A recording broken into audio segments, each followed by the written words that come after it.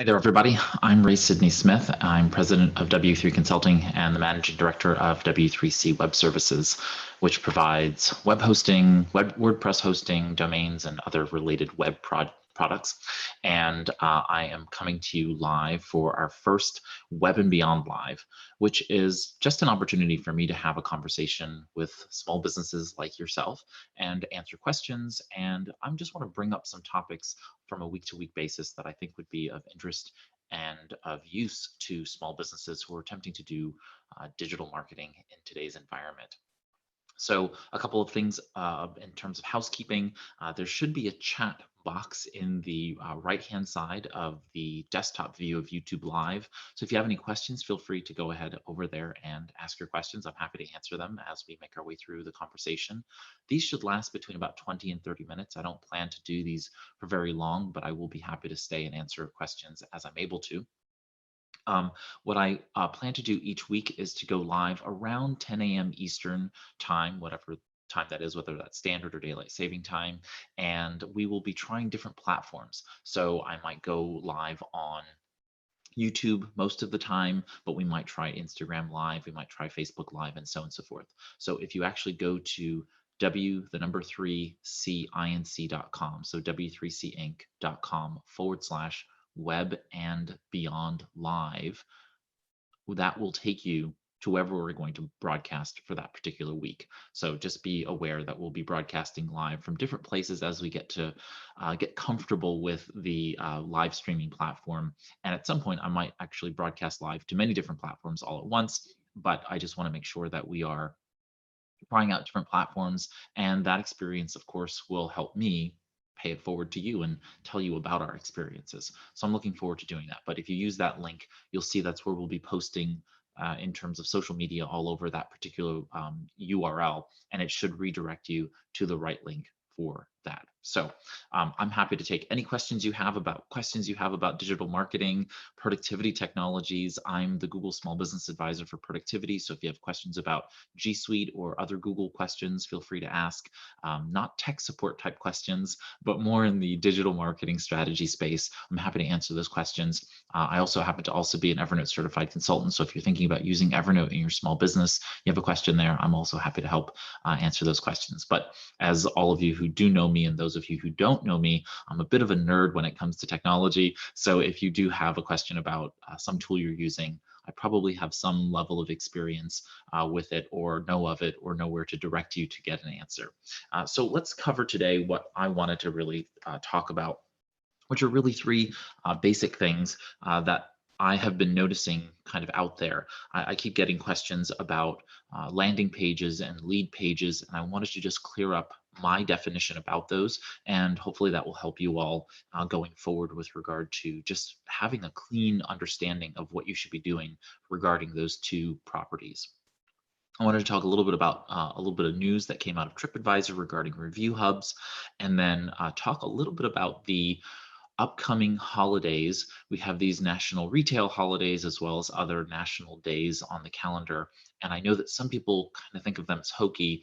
I know that retail focuses a lot on it, but I think that small businesses that are outside of that, say in other service industries, tend not to think about them. And I wanted to just kind of highlight them as we're coming upon the Valentine's Day holiday. I wanted to make sure that we were paying attention to what they were going to do. So I'm going to just run through a few of these holidays and how I would use them in my own business if I were in that particular area. So I wanted to run through a few of those. So let's start off with a little bit of the news of the day. TripAdvisor put out a press release called TripAdvisor launches Review Hub to help restaurants easily manage their online reviews across major dining sites and apps. And in essence, what the press release talked about was that the TripAdvisor is providing a new service that allows restaurant owners the ability to, in essence, follow all of the various reviews that are being given to them across TripAdvisor, Google, Facebook, TheFork, Yelp, and many other sites. So it's kind of a one-stop shop for you to be able to respond to it if you own a restaurant. I'm presuming over time they're going to release this to other platforms, but as their own statistics note, it says that 90% of diners say restaurant reviews matter when choosing a place to eat. So obviously, this is very important to be responding to them, and this allows you to be able to go ahead and do that within the TripAdvisor platform. So it's called the Review Hub, and it gives you the ability to do what it says. It'll, respond from one place for all of the reviews being left across those platforms. So I think that's really great tool. And there are a lot of other tools out there that do that. But if you happen to be using TripAdvisor because you're in an area where there are a lot of tourists, you get a lot of tourism traffic into your restaurant space, that's going to make a difference for you to be able to streamline that process and not have to look in multiple places to be able to effectively respond. So make sure you're out there asking your clientele, as patrons come through the restaurant, make sure that you have your servers encouraging people to leave reviews, and then at the same time make sure that you as a restaurant, either one of the managers or yourself, is making sure that you're responding to those reviews. Things as simple as just being grateful for the review, showing gratitude, responding obviously to problems, and ignoring people when they go a little bit bonkers. You can just ignore those crazy messages, but in general, you need to be responding to the legitimate the reviews, and that will increase your book of business. So kudos to TripAdvisor for doing that. So next up, I wanted to spend a little bit of time talking about the difference between a landing page and a lead page. And the reason this comes up is, as I teach workshops about Google and certainly digital marketing, it always comes up as a part of how do you get a website's strategy in place. And most often than not, people are talking about marketing with me, but they don't actually have a sales strategy built in place. And when I wrote my first book, Solomo Success, the whole notion was to actually teach businesses about the reality of building a sales strategy that actually converts customers, that is, visitors to a website, to being leads, to then being clients and customers. And what you have to understand is that Google uses the term landing page as a page where a business has a website, right? So hopefully you have a website, and then when you come to the website, whatever page a visitor enters, that is a landing page, period. And when people use landing page in any other capacity, they tend to muddy the waters there, because what they really mean sometimes is that landing page is a lead page. Now, I differentiate those two. I use Google's term landing page for any page that a visitor visits that lands on when they do a search, either on Google or Bing or some other search engine, and land on the website. That can be any interior page, it could be your home page, it could be any page. So that's a landing page. It's just the page that the visitor enters from.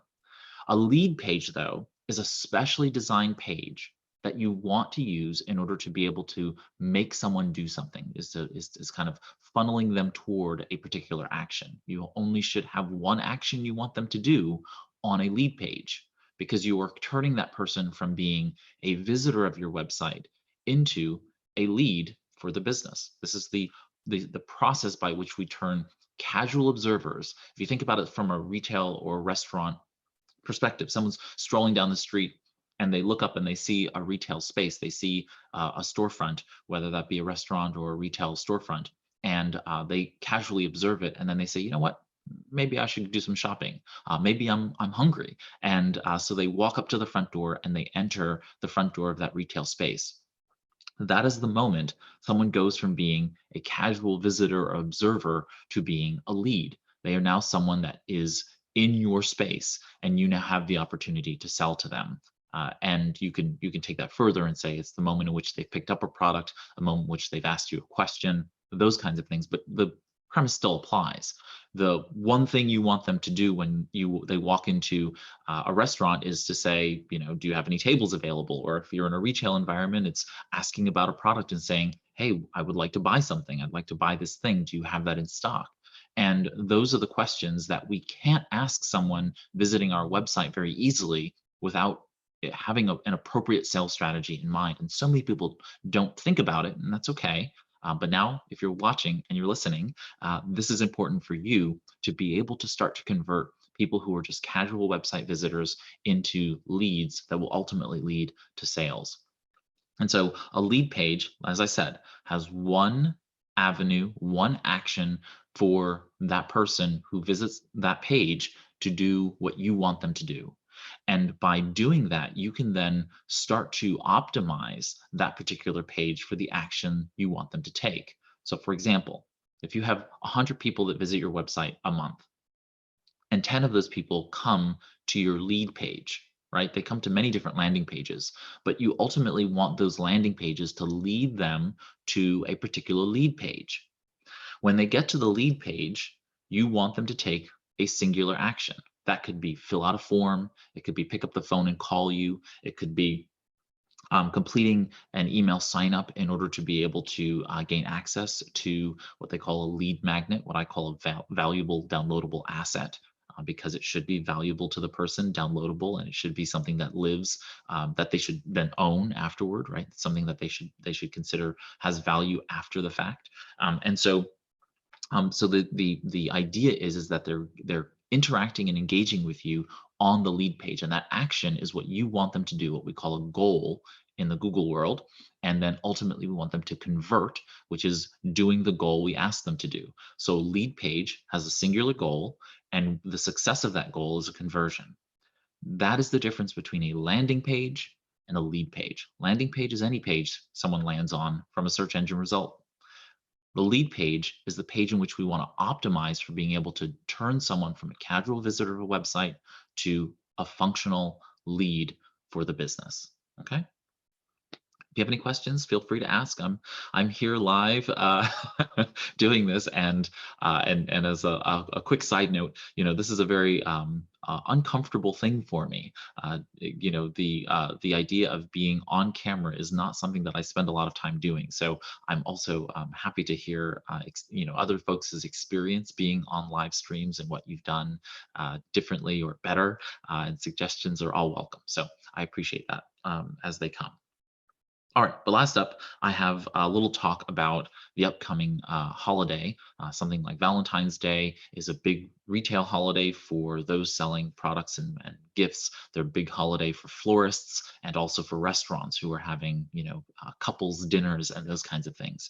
But so often than not, we forget that there are all of these other holidays. Whether they feel trite or manufactured is kind of second, a tangential detail here. What I wanted to do was to talk a little bit about some of these other holidays and how we can actually utilize them in our own marketing.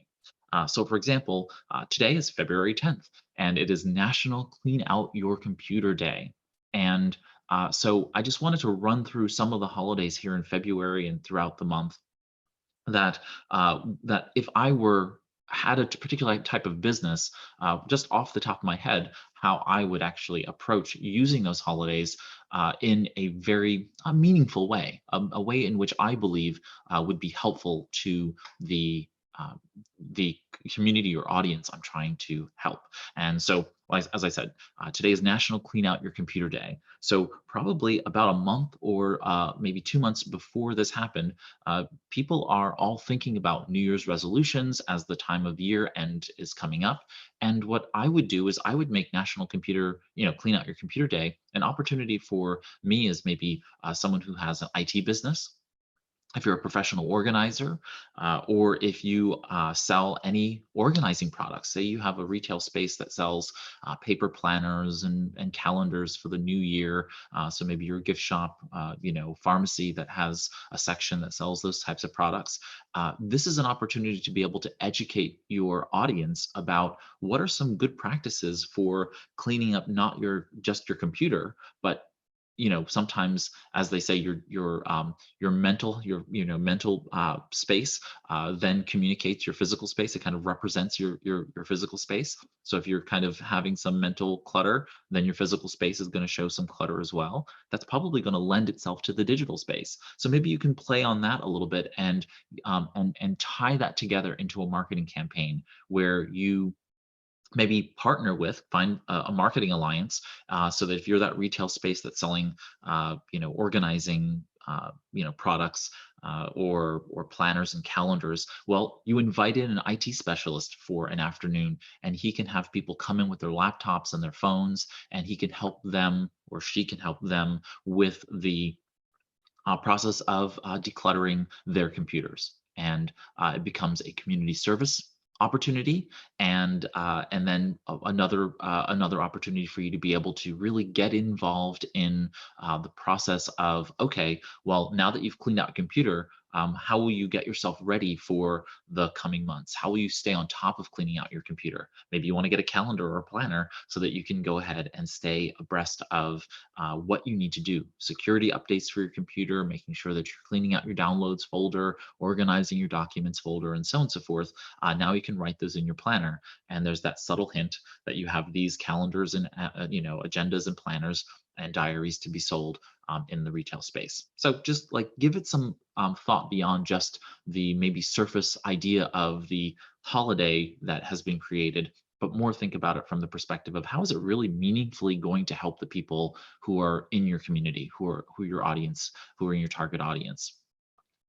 Just running down here, I see National Inventors Day, and that's a day that is near and dear to my heart as a small business advocate. I love all of our small business inventors who are out there, and if I were doing some level of small business counseling or other small business marketing agency or something like that, that's the time to go out there and get excited about all of the various interesting inventions that have been invented by local inventors in your area. So a little bit of research on the patent website. Go to the U.S. Patent and Trademark website, and you can do some searches and find potentially who in your area has invented things, and make it a fun social media campaign that explains to people what the various inventions are and what led them to create those inventions. And of course, that you as maybe a small business marketing agency can go ahead and help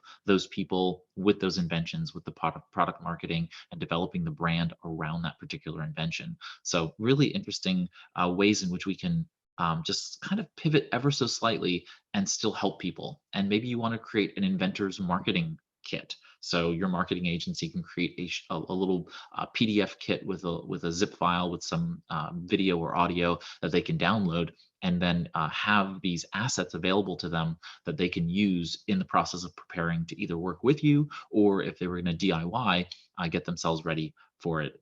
Get themselves ready to launch that product that they're developing or getting patented or otherwise. Next up, we have, let's see, I'm just running down the various holidays, and I see, Robin, you have a question about lead pages, and I will circle back to that, absolutely. And then we have National Random Acts of Kindness Day on the 17th of February. That's a fun one, and that can just be a wonderful philanthropic day for the business. There's no specific industry that's necessary there, and you can just really take, that and run with it. You could do a team-wide event where you get together the staff and go out there and do random acts of kindness.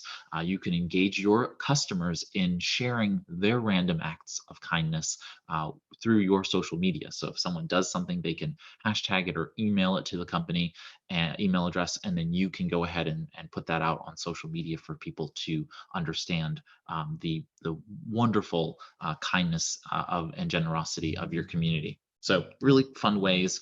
If you guys pick out any particular day and have a question, I'll be happy to give you my ideas in terms of how we might do this. And what I might do in future weeks is kind of pick out a few of these days that are upcoming in the month, and maybe we can talk about how we would do these, because it's really I think it's really important to understand that these days, while they may seem a little kitschy, like National Clam Chowder Day. It may seem silly to you, but maybe there's a chef out there whose signature dish is clam chowder up in the New England region, and that's a really important and powerful day and opportunity to market. So just keep that in mind as you move forward with things. And so that really covers my agenda for today. I just wanted to cover a few of those things. And so let me circle back to Robin's question about more examples about a lead page to sign up for a newsletter. And so in general, I recommend that if there is going to be a lead page, that you probably use a newsletter engine for the process of giving away that particular lead. The reason for that is that you are not supposed to put your lead, your lead magnets, what I call a valuable downloadable asset. So those VDAs or lead magnets, you should not put them on your website. And what I mean by that is that the physical files that you're going to give away should not be on the public side of the web. Otherwise, savvy searchers like me, well, I can go out there and I can type in a very advanced Google search, and I can find all of those files in the back end of your website if you are not really sophisticated at hiding those documents. So generally, don't post your PDFs that you want to give away as a part of a lead magnet, or videos that you want or audio you want downloaded. You should actually not put those on your website.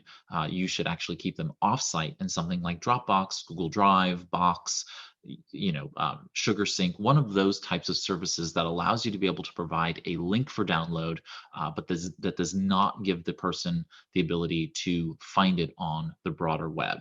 So all of those services have an option where you can say anyone with this link can download it, but it's not actually public that Google can index or any of the other search engines can index. And so that's the way in which we give it away. Now, the best way for us to be able to then utilize that link is to have someone use an email sign up form on your website. Now, you don't necessarily need to sign them up for your newsletter, but you can use the automation built into your email marketing software to be able to send them that link. So when I say that your email should not be on your lead magnet should not be on your website, what I mean is that the page that is the lead page should be talking up your website. It should be very, very rich in terms of being able to convince the person who lands on that page that they want that lead magnet. So it should be all about the lead magnet. It should just not be the lead magnet, and it shouldn't be on the website.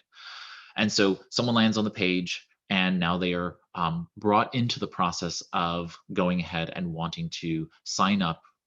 They're giving up their email address, which means that you can now communicate with them because you've given the appropriate language to say that we're going to communicate with you by downloading this lead magnet and giving us your email address or phone number or whatever other contact information you collect in that form.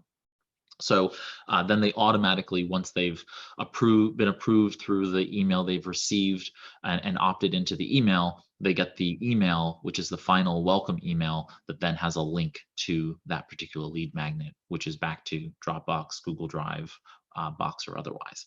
And so then you have an effective lead magnet being given away. Now, in terms of examples, and Robin, feel free to hop in and clarify this. But in terms of examples of a lead page to sign up for a newsletter, I think any number of different lead pages are really come to mind. So I've seen lead pages that have a short video that introduces themselves and what you're going to get when you sign up for either the newsletter or just being added to the email list. And so a quick video is really helpful. Audio files can also be helpful. And Robin, can you just clarify for me, do you mean examples of different types of lead magnets or different examples of lead pages? Because if you're talking about lead pages, I would actually go to leadpages.co, and they actually have templates. If you go to MailerLite, MailerLite.com, emailer, so mailer, MAILER, and then LITE.com, you can go into their system, and they actually have many templates of lead pages. And so those pages have templates and examples of lead pages. So you can go look at those and see what they look like, and hopefully that helps. And if you have any questions, circle back to me and I'll be happy to answer those questions in terms of examples. But those types of services, they tend to have really great examples of lead pages. That's more of a design visual thing than it is a ideation process. So we have lead pages, in terms of templates, and there's so many out there. A couple of points about lead pages that, even I break my own rules in terms of lead pages, but lead pages should really only have one function on the site, and that's the function you want people to take, right? So they should see the content that is convincing them to do that action, and then that either form or button or whatever it is you want them to do. I would even rather them you not have any navigation bar on a lead page, because the lead page should only really give you the option to do the one thing that I want you to do. But we create lead pages on our own websites, and so those navigation bars are going to be there. So there's a reasonableness standard to all of that. So just be aware that even though we would love to have a lead page only give people one action, there are going to be opportunities and times when that isn't the case. So that's fine. But if you see those really, sophisticated internet marketer type lead pages, those are going to be pages that just have branding, maybe a video or some imagery, and then a page of text. And that page of text is going to only give you the option to click a button to buy that thing, or complete a form in order to access whatever the lead magnet is that's out there. So we're coming up on our time together, and I'm pleased that we were able to spend a little bit of time together. And I'm looking forward to doing this weekly and doing more kind of in-depth topic stuff. I want to not be too heavy on too many things, but I want to make sure that I'm coming out there and letting you all know about new things that are happening, as well as touching base on questions that I continually get about different digital marketing and productivity tools and that kind of thing. And so I'm happy that we can do that. Robin's asking, there are lots of software companies that urge you to buy their products. Are they valuable? And I'm not sure if that's a question for me or a statement for others, but I think that if it's a question, I would say that if someone is urging you to buy one of these, like leadpages.co, if you are really doing a lot of lead pages and you want them to be highly effective, and and you don't want to do that on your own website because you just feel like you're going to do it sorry, I'm just reading the reading the messages here. So again, I would say that I would say that if there are functions within the lead pages software that you really feel are going to help you be more productive and effective in using those lead pages, then it's worth trying. I generally use my own website for lead pages, just because it just seemed like a more um, uh, streamlined experience, right? Someone's not being taken off of my website in order to be able to go to a lead page. Now, if you're doing advertising that was leading people directly to a lead page, now that's a place where I think that lead pages software products, software generally, are more useful, because someone doesn't care about necessarily the URL that they're being directed to from an ad more than if they've landed on your website organically and come to that page, and then all of a sudden they're being pushed off to another URL or another domain that can seem kind of weird and potentially untrustworthy. So as long as the person feels trust, in being able to fill out the form and getting what they anticipated that they're getting, I don't think there is much of a problem there. So I'm going to close this out again so that we are on the same page. I'm going to try and go live about 10 a.m. Eastern most Mondays, and then if I have a workshop or a seminar or other meetings that contravene, then I will go ahead and punt it to either a later time that week if I'm able to. And I will try to keep everybody updated via social media. And so otherwise, I'm Ray Sidney Smith with W3 Consulting and W3C Web Services, and enjoy the rest of your week. Go out there and be productive, and take care.